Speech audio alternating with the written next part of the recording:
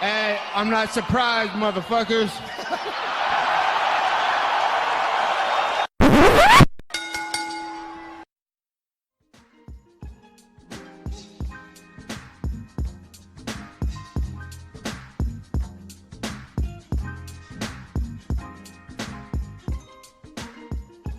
What's up, guys? Welcome to the Courtside Soundoff podcast. I'm Josh Evanoff. He's Angel Ortega. Got a lot of stuff to talk about today. UFC boxing, a little bit of sad Big Three news, but we're going to talk about all that and more on the podcast. Before I talk about those, let's talk about Amazon, because Amazon is the number one online store, and it has been for years. It doesn't matter if you want games, books, movies. It's all at Amazon.com. Buy the link on the property page of the YouTube page. It helps support the podcast. If you like to support us, if you get something you want, buy the link. It helps us. You can help yourself as well. Last week, UFC in Mexico, Mexico City. Yair Rodriguez taking on Jeremy Stephens in the main event. If you don't already know, if you don't follow the UFC scene, you should listen to this talk, which I highly doubt. Regardless, they were in Mexico. Yair Rodriguez, Mexico native, taking on Jeremy Stephens, top 10 featherweights. This is going to be an awesome fight. We're all excited. Yair runs out, hits him with a nice kick, nice leg kick, nice head kick, and then does I don't even know how to describe it. He rakes the hell out of his eyes. He poked both eyes. It looked like it kind of just imagine you're slapping someone, right? Just turn your hand to where it's like a kind of flat position and go across someone's face like that. That's pretty much exactly what he did. And, Herb Dean, credit to Herb Dean, man. Herb Dean gave him 10 minutes to recover, but he couldn't recover because we found out afterwards it was a corneal abrasion. The thing about corneal abrasions is that you literally cannot open your eye and it'll spasm and you cannot control it whatsoever. You literally cannot control it. It's not his fault. He couldn't do anything about it. The fight got called off. Mexico fans responded by throwing trash, beer, everything into the ring. Went ahead and threw beer at Jeremy Stephens as he was leaving, which is really ridiculous. Yair added the fire by acting like a child in the post-fight interview. He called Michael Bisping a bitch or something. Because I guess Bisping went up to interview him and he grabbed his arm away. He's like, "Don't talk to me, you stupid bitch," or something like that. Something along those lines. And I guess Yair and Jeremy Stephens saw each other the day after the fight and exchanged some homophobic slurs and nearly fought in the hotel. Angel, I know you didn't see the card, but do you got anything about this? Do you got anything at all? Dude, I just saw that everybody was mad. Everybody was mad, on the internet. I saw a clip. I didn't know how serious it was. It looked like a little, at least from the video, at least what I saw, it almost looked like a slight, eye graze, and I was like, that's it. I didn't know it was as serious as you broke it down until now, because I wasn't aware of any of that. Because I just saw the video. I know it was a new contest because I got the text from someone else, and then my coworker that I work with watches MMA as well. He was like, "Dude, that was a little eye graze type of deal. What is going on?" I didn't know it was that serious. I guess that tweet that said John Jones would have been proud of that eye poke makes a lot more sense now. Yeah, man, it was a legit eye poke. It may not look that bad or may not look that serious. But if you cannot open your eye and it's corneal abrasion, your eye won't be able to open for hours sometimes. It just depends on the severity. And he poked him in both eyes, so I don't blame Jeremy Stephens for not, if he literally cannot open his eye, which that's what, having corneal abrasion means, you can't get mad at him. And Yair said, oh yeah, he just didn't want to continue. He'll have to live with that for the rest of his life. And I'm like, bro, how scary do you think you are to where 15 seconds into a fight you think somebody's gonna quit? Especially a guy like Jeremy Stephens, who has fought Jose Aldo, he's fought literally a who's who of everybody. He Rafael Dos Anjos, Frankie Edgar, he's fought everybody. But you think you're so scary and you're mean mugging before the fight to where he's like, "I won out, man, I can't do this." I don't know. I'm a giant Yair fan, but that really made me take a step back. But we do have a little bit more from that. There was a really close fight in the co-main, Carlos Esparza versus Alexa Grasso. I believe I picked Esparza, and I thought Grasso won. It was a majority decision. Grasso, second and third rounds, actually all 3 rounds were close because Grasso was really hurting her on the feet. She was rocking her, she was stunning her, and she looked good. A couple of her scrambles were really good too. But Esparza would just go for the panic takedown, and she would get it, man. Carlos Esparza, full credit to her. It was an alright performance, but she still got tagged on the feet a lot. In that third round, I've never been more angry at a fighter for not pouring on the pressure. Like, I understand she was tired. It's third round in Mexico City, higher elevation, so she's going to be tired, but she also lives there, so she should be used to it.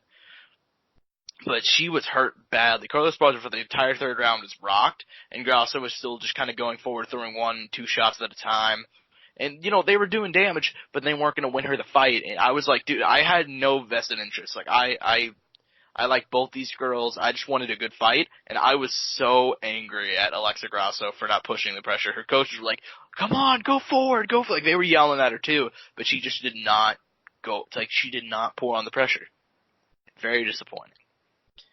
But if it makes you guys feel any better, if you guys didn't think Carlos Esparza won, apparently, which, by the way, Carlos Esparza is a sweetheart. I'm not sure you guys have seen interviews with her. I guess she had beer thrown at her, too, because she beat the Mexico native and had fans pour beer on her. So congratulations, guys. You guys do not deserve another UFC card for quite some time, at least anywhere around that area. That was just pathetic by a lot of the fans there. But, that happens sometimes whenever you go to I really don't want to, like, be judgmental towards countries, because it could just be a bad crowd. Sometimes that happens. Like, I've been to events where there's been, like, really only one event where there was a bad crowd. It was February this year. There were just a lot of drunk idiots that night, and I really don't want to base, nations or certain sections based off, like, a certain, like, portion. But everybody at that crowd was going crazy. Obviously not everybody, but, like, they were throwing tons of beer. Like, I saw people running down to throw shit at Jeremy Stevens, and same for Carlos Esparza. And this happened in Mexico before. It's happened in, like, places like Brazil. I'm sure they're going to get a card again, but it's definitely very disappointing. But, that's kind of all that is for the UFC Mexico card. But we do have UFC this morning, actually. In hindsight, we should have, like, done what we've done recently, because there have been so many early morning cards and just, like, done it all, like, previewed the week before. But the card will actually get underway in 10 minutes. The prelims will. Main card does not start until about 2 p.m. our time. Main event, Jack Hermansson, Jared Cannonier. These are two of my favorite up-and-coming middleweights. I say up-and-coming. I think Jared Cannonier is like 36 or something. He doesn't look it. The dude looks like Adonis. Cause he's like, I'm so happy for Jared Cannonier. Jared Cannonier was like this out of shape heavyweight when it came to the UFC. He like worked at like an air traffic control place in like Alaska. He came to the UFC, he lost weight, he made a name at 205, but he was still an up and down fighter, barely breaking out of the top 15. He goes down to middleweight, knocks out David Branch, and then stops Anderson Silva. He's taking on Jack Hermansson, I don't think a whole lot of people had high hopes for him. I think a lot of people, after he lost to Thiago Santos, and how he really got close to the lead. Probably should have lost the Talos Leites fight, and also lost to Hazer Ferreira. I think a lot of people were kind of down on him, and then, submitted David Branch in 50 seconds, which nobody really does. David Branch, for all of his problems, is still an amazing jiu-jitsu guy. And then beat Jacare in, like, an awesome fight that really, like, Jacare could not get anything going, man. Outside of, like, that third round, he couldn't get anything going. Angel, I'm not sure if you're too familiar with these guys, but I want to get your prediction if you have one. I don't, man. I wish I did. Like I said, ever since the UFC's done fucking card every week now, man, it's like, who would I even keep up with anymore? You know what I mean? Yeah. So I don't have anything for this one, sadly. I wish I did. Damn. Well, I guess I'll kind of fill in the gaps, so to speak. This is an awesome card. If you're looking, most Europe cards suck. This one's out of Denmark. I wonder the shit's early. It's really early, but like, so there's a lot to like here. Alex Cowboy Oliveira is fighting Nicholas Dalby, who I believe is a former Cage Warriors champion. Oh man, how do you say this guy's name? Mikhail Oliadchuk is taking on Owen St. Preux. That's an awesome fight. I think that's a pretty good way to pronounce it. I think I did as good as I can. Ion Kuteabla taking on Khalil Roundtree. I love Khalil Roundtree. New and improved. New and improved. Bangkok ready. Khalil Roundtree. If you guys don't know, he went to Thailand for like a year and a half, and he came back and he fucked up Eric Anders. Like, it was bad, man. And I saw Eric Anders. It was really, really funny. They put up a clip of Khalil Rountree's last fight, and it was him knocking down Eric Anders like 5 times in round 1 or 2. And somebody said on Twitter, like, the fight should have been stopped. Roundtree got knocked down 5 times in 1 round. And Eric Anders just responded, don't be dramatic. It was 4 times. And I thought that was really funny. There we go. Anyways, I love Khalil Roundtree. There's like a lot to like here. Gunnar Nelson versus Gilbert Burns is the co-main. I think that's going to be an awesome jiu-jitsu fight. If you guys don't know, those are 2 of the greatest jiu-jitsu guys in the UFC. Gunnar Nelson, obviously coming out of SBG in Ireland. Gunnar, Conor McGregor training partner. Really, really, really, really good on the ground. He's been mixed since returning. Lost to who did he lose to? Leon Edwards, beat Alex Oliveira. Gilbert Burns, one of the greatest jiu-jitsu guys in the UFC. That's a really, really close fight. I think I'm going to take Nelson just because I think he has the edge on the feet. But out of all the fights I talked about, the one I really want to point out is a battle of lightweight prospects. Groovy Lando Venata taking on Mark Jacasey. Mark Jacasey, guy out of England, 26 years old, nicknamed the Bone Crusher. He jumped in the UFC, 3-5 winning streak. 2 of those were knockouts. He lost 3 in a row, and it seemed like he was very close to getting cut. And he faced Joe Duffy. Joe Duffy, notoriously beat Conor McGregor. He's been in the UFC for a long time. Joseph Duffy, I believe he was a top 15 lightweight at one point. He went out there and dominated him. He took all 3 rounds easily, hurt him in the 3rd. Amazing. He's still only 26. He's 13-3. I love the guy. He has a great knockout power. But he's going against Lando Venata, 27-year-old. Jumped into the UFC with his amazing fight of the night against Tony Ferguson. He was 8-1. He took the fight on 5 days' notice, and he nearly finished him. I know I showed an Angel that fight. I know for a fact it's one of those fights I showed him. And then he knocked out John McDessie. He struggled a bit. He's been here and there since then. Draws with Bobby Green and Matt Favola, but his last fight was a submission win over Marcos Mariano. I don't know who's taking that one, but, it's my fight to watch. And I guess gun to my head prediction, I'm going to take Groovy Lando to get out the decision win. That was epic. I think I did as good as I can. But to move on from MMA, we do have some awesome bare knuckle news. Angel, I think I'm going to let you take this one, considering that you're our residential bare knuckle fan. I'm trying to be, man. The thing is, the heartbreaking is there is literally no history to the sport right now as it is, because history is being made as we speak. But officially, Vanderlei Silva has been signed with BKFC. That's awesome, man. Bigfoot Silva versus Silva, potentially? Dude, that's what I was thinking. Silva versus Silva. The Axe Murderer versus Bigfoot. By the way, the Axe Murderer is the most badass nickname there's ever been. Who lactates first? Who lactates first? I got money on Silva. Hopefully not. But we'll see what happens. If that doesn't get set up, that'd be pretty awesome. I'm excited. I think he has to face the winner of Gonzaga Bigfoot. I think it's the no-brainer. Unless they sign Mark Hunt. Mark Hunt versus Bigfoot Silva. Not Mark Hunt versus Vanderlei. Yeah, but also Mark Hunt is swimming in money, so I don't think he'll do it. It's exciting, man. Bare knuckle wise, it's kind of cool to have another name that's recognizable. I mean, I'm sure there's already names in there that a lot of people probably recognize more than I do, but I think, at least for me, it's kind of cool to see another name here that I recognize, because it's like, whoa, this is pretty cool. I think it's definitely really cool. I like, well, a lot of people are really like, this is disgusting, bare knuckle FCs are disgusting, and the promoters this or that or whatever. And listen, that may all be correct. However, let me explain to something, alright? Let me just give my opinion. Bare Knuckle FC is like Taco Bell. Bare Knuckle FC is like, it's terrible. You know it's bad.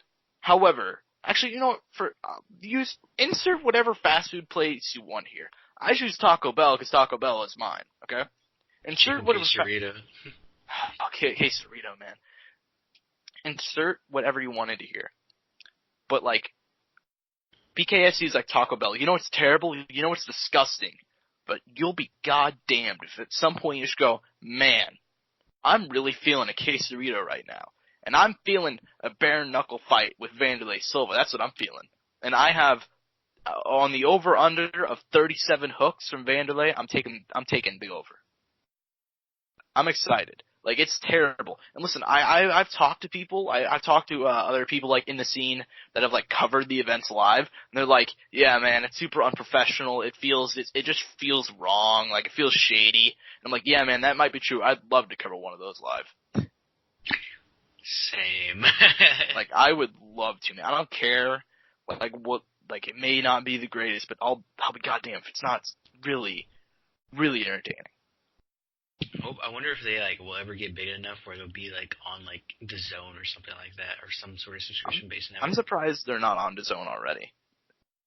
I feel like it fits in perfect. Yeah, as I said, I feel like that's kind of like a perfect thing for them to do, because it's like you'll get money like that no matter what, and it can help. If I don't know, I just feel like it'd be good for both parties. I don't know why, but I think future-wise, maybe that'd be a possibility. Just saying, guys. Just saying at the Zone. You guys heard it here first. I was the one who came up with that idea. So I mean, I feel like it just kind of fits in perfect, because they have MMA and boxing, and MMA and boxing, it really should be kickboxing that fills the void, but for some reason it's bare knuckle fighting. Well, like you said that one time, there's so many goddamn things where people can fight. It's there's no one specific thing, right? Because because there are all those promotions. I mean, the biggest one's K1, right? Yeah, K1. K1 is really big. I mean, It was. Well, K1 Glory. K1's not that big anymore, but Glory, I'd say, is the biggest one. Isn't one champ? What is it? 1FC? Yeah, 1FC does some. Yeah, 1FC does quite a bit. So, I mean, I guess they kind of take it up for that. But it's definitely that thing has its own community, but it definitely doesn't have as big a community as it should. In my opinion, I feel like it should be bigger. Yeah, I wish it would. Maybe someday, because like we said, we had I'm pretty sure probably what was it, mid to later 2000s, maybe even early kickboxing was kind of on a good pace, right? I remember right. So maybe it'll have its uprise in how boxing has in a little bit recently. I remember it wasn't too long ago. It was I'm pretty sure it was Andre Ward who's the sport never really had it down. I'm like, no, it had it down. You don't want to admit to it, but it had it down. It's just because you were in it. It didn't have it down for you. It had it down. Trust me. It had it down. You don't want to admit to it, but it did. It had it down. Yeah, just wanted to bring that up. Yeah. I guess that's kind of all we got for Bare Knuckle FC. Although I'm super excited for it. To move on to, I guess, more tragic news. You guys all know it was a big deal on the podcast what happened. We went to go cover the Big Three in Kansas City. I've been somebody who's been a fan of the Big Three ever since their first season. One of the first players that we saw whenever we first got down to the court, we saw him at the shoot around, was Andre Emmett. If you guys don't already know the news, Andre Emmett, this past week passed away at the age of 37. I say passed away, it was not anything, it was a damn tragedy is what it was. I guess he was in Dallas in his hometown, and he was shot and killed, and it wasn't just he did anything, he was murdered, okay? I guess two dudes, the story that I've heard, and I'm not sure if this is true or not, I'm not sure if this is confirmed, is that he was, on the street, and two dudes ran up to him with guns. He tried to run, and I guess he got shot and killed. Andre, former NBA player, current Big Three player, and not only just current Big Three player, he was probably, I know he was this year second in the league behind Joe Johnson when it came to points. And whenever we saw him personally, he was killing it. I believe he put up 24, 14, and 4. I think that was the stat line he put up, or something along those lines.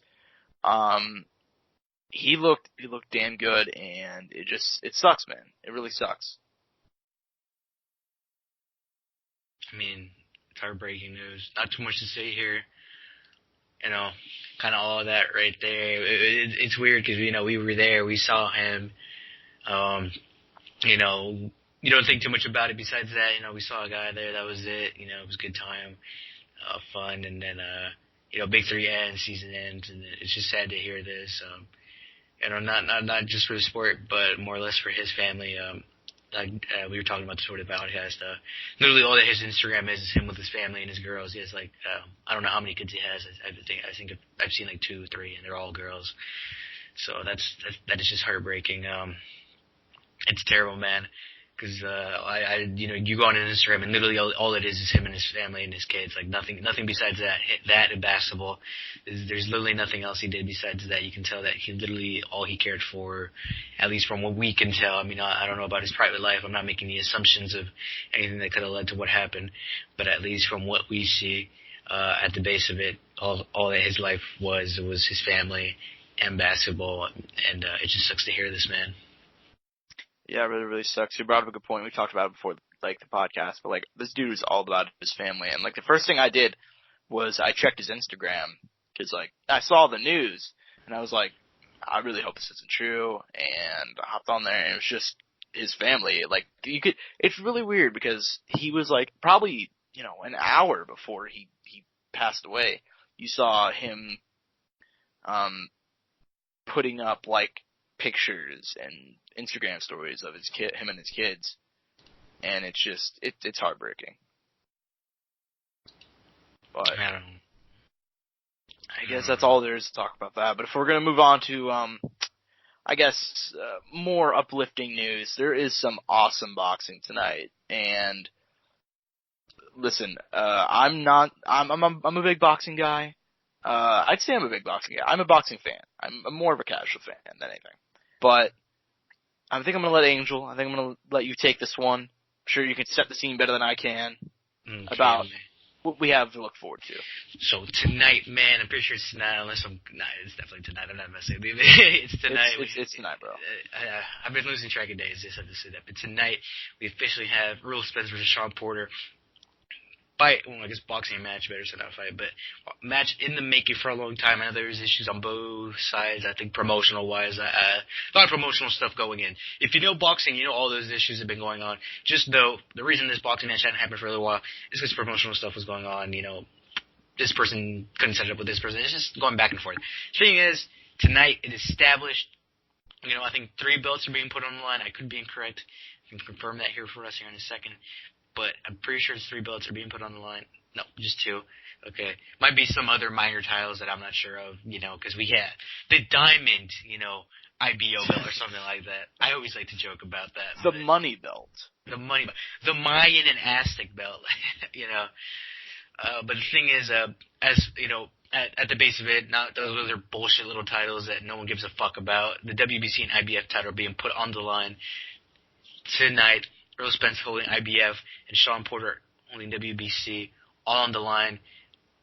Amazing matchup. Both guys extremely talented.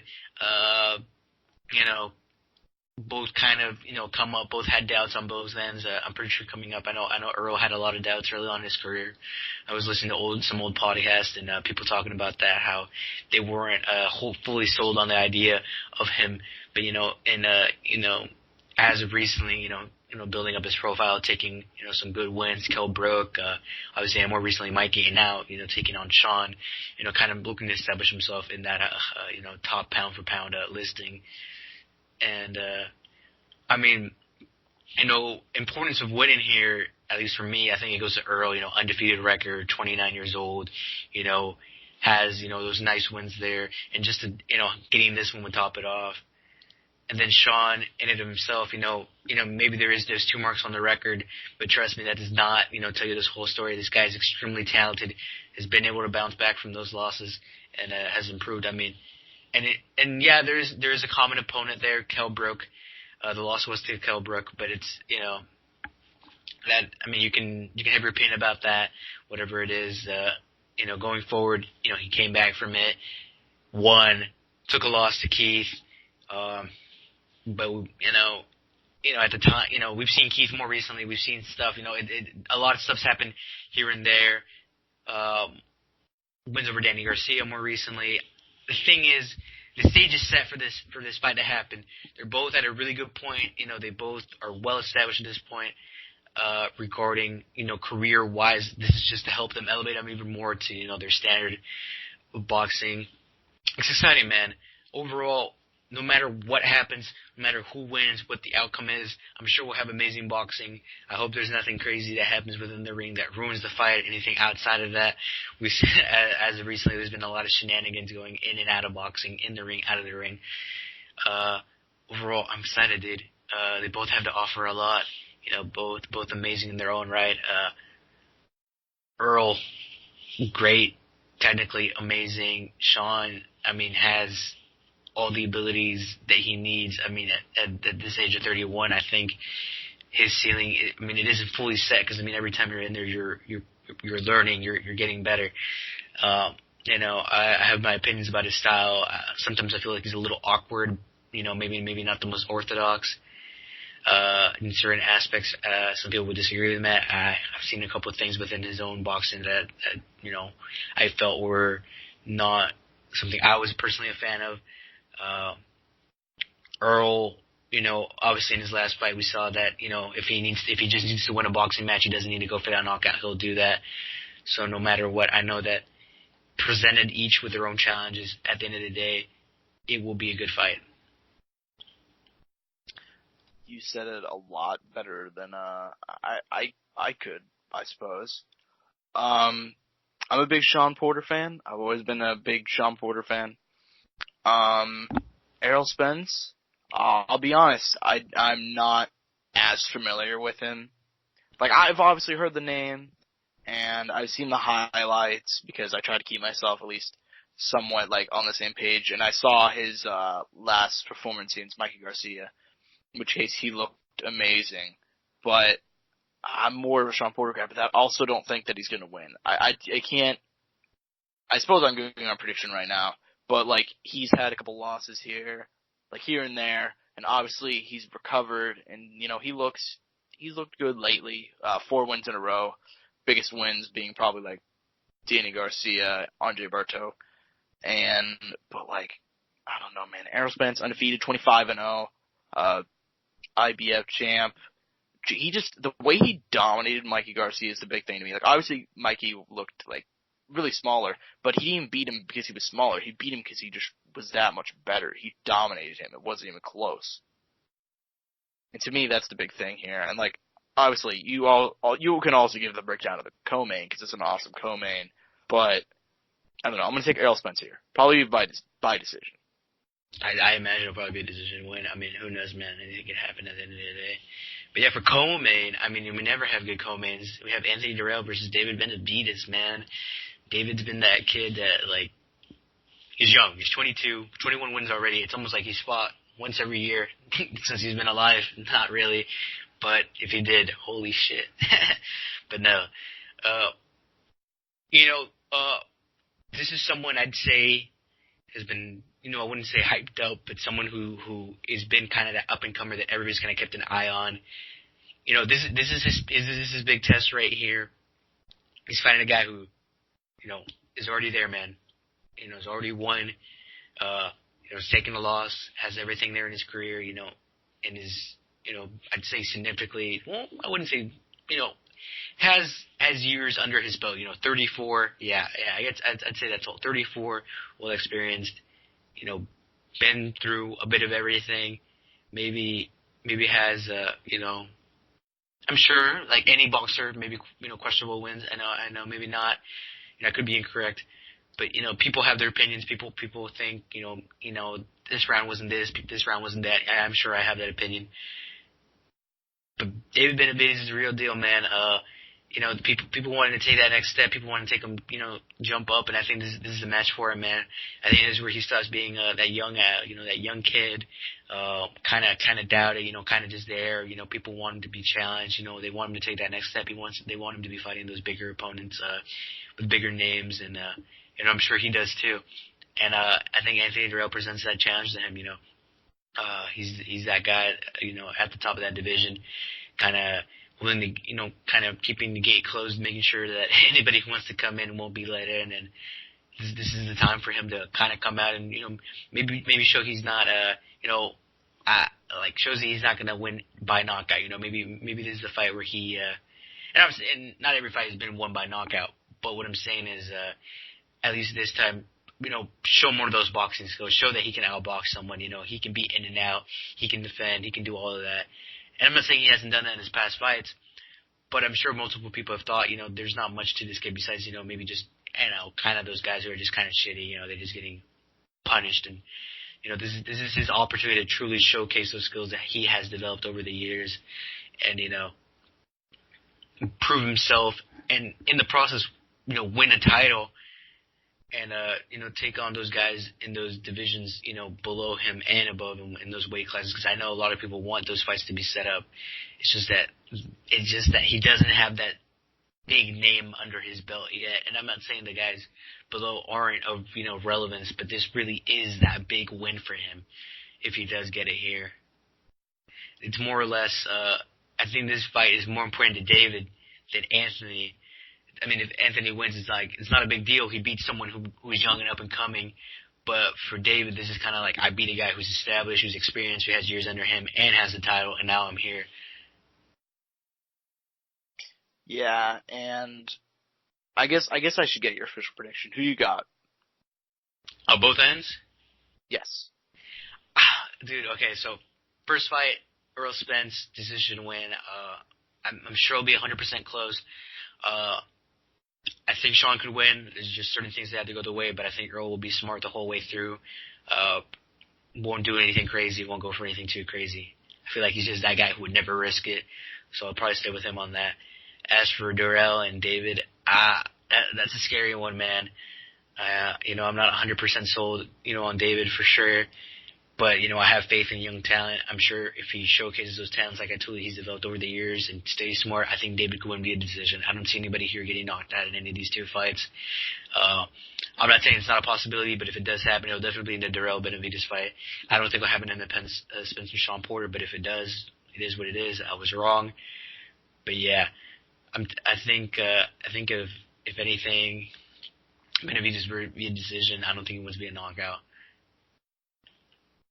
Yeah, I'm all kind of on the same page there. I'm on the same page when it comes to Spence Porter. I'm gonna take Anthony Durrell though. I just think he's the more experienced guy. I think he's the older guy. I think he's more proven, and I ultimately think that's gonna be the big thing there. It could be a Mayweather Canelo situation, man, where he's just simply outclassed. You know what I mean? Just because of the age, 22 versus 34, man, all those wins, title, it's crazy. But I want to give some faith to the kid, and plus that, I kind of just want him to take that jump in his career. Yeah, I think this might be too much too soon, and he's a top tier guy when it comes to that weight class. I don't know. I don't think Benavidez is bad, but I think he might be too green. He's a very young guy. Oh, most definitely. But at the end of the day, man, anything can happen in boxing. Like I said, this is kind of his challenge, his first, honestly, even bigger challenge than probably most people expected. But hey, man, sometimes you're gonna be thrown into wolves to grow, and it's time. Yeah, it's time for him. It's an awesome card. It's got tonight, it's gonna be on tonight. But I believe that wraps up all there is for boxing, unless you got something that I don't know about. Nothing for this week, man, besides that. Nothing off the top of my head. Yeah, this is a quick podcast, but, we got stuff to do. I got fights to write up for Courtside Press today.